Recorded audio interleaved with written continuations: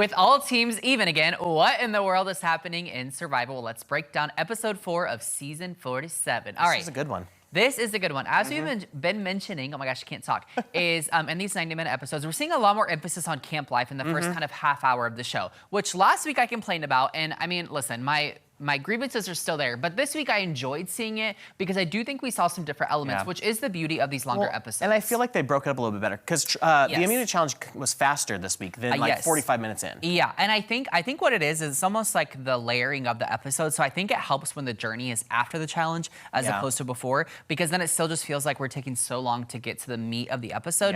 Anywho, though, here's kind of the standout things to know about camp life this week. So we see in I'm so bad with the names, but the Yellow Tribe, they have this quote-unquote Breadwinners Alliance, which is all the females coming together. But what you kind of come to find out is like, it's not really an alliance. It's that same old on every CBS reality show we see, where the women are like, female alliance, let's do it. Which here's the thing, as a viewer, I'm all about, because a lot of these seasons are very male-led, or they have more male winners, if you will. So I'm always like, yeah, let's do it. All women, this is so cool.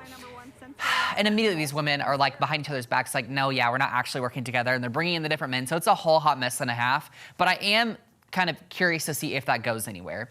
On the flip side, over on Blue, which is Tuku, we have this wild, there's other way to describe it than wild idol hunt, kind of advantage hunt, if you will, from Sue. She could not have made it more obvious what she was trying to do. And it's not because anyone caught her necessarily. It's because this kind of scavenger hunt, it's taking them on this season to find these different beware advantages and things, just caused this like huge mess. Now, okay, remind me, how did because in the preview it shows this just like all this like red, almost looks like red paint all over the sand. The end of episode 3, the teaser for episode 4 was like, them like, oh my gosh, Sue, all this blood on the ground. And it's like, oh my gosh, you think Sue's like died, basically. You think Sue's like lost all her legs. And then you just find out it's just paint. I was kind of like, that was kind of a letdown. But here's the funny thing was she didn't cover it up very well. And then she was like randomly like casually hanging by the water well, and the other girls come and they're like, Sue, what are you doing?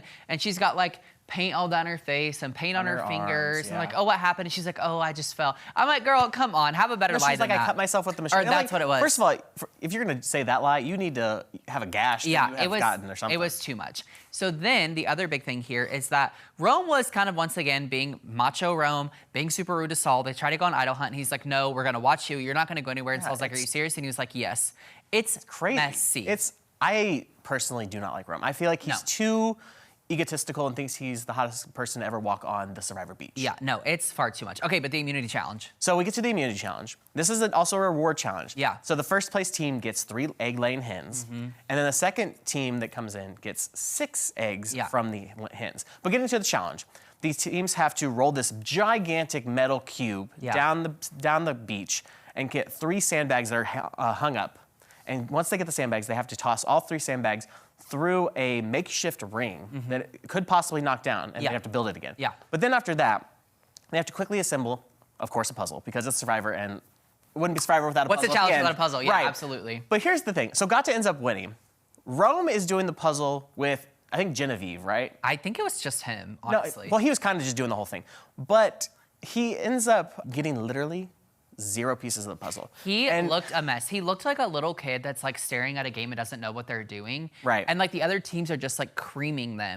He's just, and like doesn't tag anyone in, doesn't ask for help. No, he doesn't help for help. They're trying, Soul's back there trying to be like, try the, do this. Then Rome's not listening, which he thinks he can do everything. Yeah. Okay, but after the tribal council, not tribal council, after the immunity challenge, we have the journey. Yeah. So it ends up, Gata gets to pick who goes on the journey for all 3 teams. So it ends up being Andy, Caroline, and Teeny. Yep. So they go out to this beach, and then the thing is, it's basically a decision. Yeah. Not anything challenge-wise.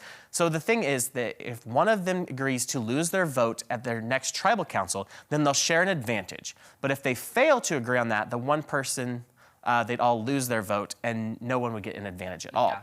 So in the end, Teeny's like, I'm gonna lose my vote either way. I'm going to tribal council. Yeah. I'll lose my vote. But let's just clarify here, okay? And I'm not necessarily dogging on Teeny, because if I was the one going to tribal council, I maybe would have done the same thing. But what I find kind of like comedic about it is like, Teeny immediately gave in. It wasn't like she like sat there and tried to negotiate or like debate or really like, throw something out there. Teeny was basically like, I mean, Granted, we weren't there in real time. I don't know. Right, but that's TV time, it was like 30 seconds, and then Teeny's like, all right, fine, I'll do it. Yeah. And But it was just funny. I feel like it was kind of smart. You know, either way, I'm going to lose. You know, these two aren't giving up their vote. Either way, I'm going to lose a vote. So I might as well just get an advantage out of it. Well, and I think it's a testament to if you know that you're well positioned enough back at your tribe, which Teeny is and was, then it doesn't really matter. You might as well get this one vote out of the way. You know you're going to tribal anyway, so bada bing, bada boom. Right. Okay, so then we're kind of moving into tribal council of this episode. And here's what's crazy. All right, we have a tribe of 5, and we have Saul, Rome, and Kashan all as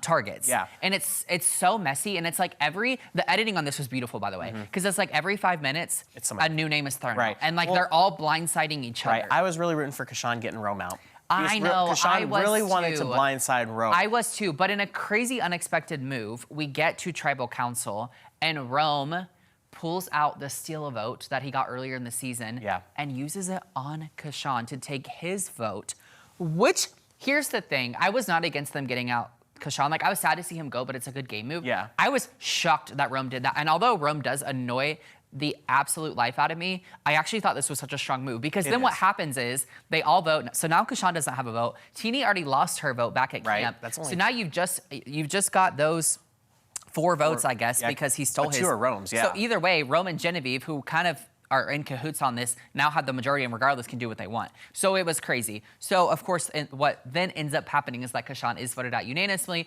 because then Kashan and Teeny don't have votes. So this episode was crazy. And here's the thing. This episode tonight, I think, is going to be even wilder. And I think we're really going to get into kind of that meatier part of this season, if you will. I think things are really going to kick into high gear because the rumor is that they're going to drop their buffs and then that they're going to not merge, but they're going to form 2 different new tribes, I'm assuming pulling out of rocks or whatever, and we're ridding the 3 tribes. The dynamics of combining 2 different tribes will be so interesting. Like, the season has already been, like, hot off the press, and it's only going to get hotter. You tune in. You let us know what you think. We'd love to hear from you. Survivor, brand new episode tonight on CBS. Tune in.